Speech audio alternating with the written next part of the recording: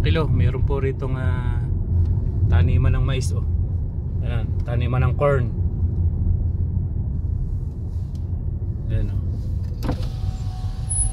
Ayan, puro corn yan.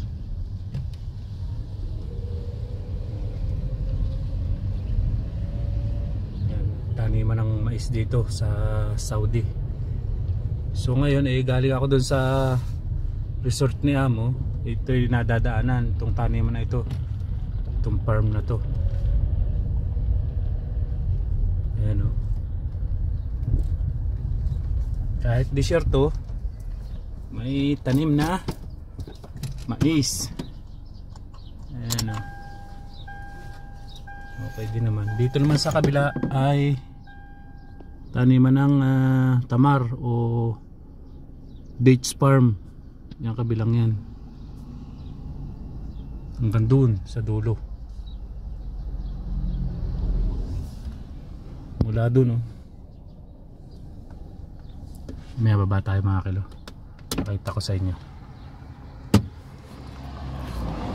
Ayun, mula dun taniman ng dates farm. Ayan. Ayan naman ang taniman ng corn, no? Corn farm. Corn farming. Right? So may bunga naman, ha. Lapitan natin mga kilo. Ayan, taniman ng corn. So malawak doon, nakapag harvest na sila mga kilo. Dito na lang hindi pa, oh.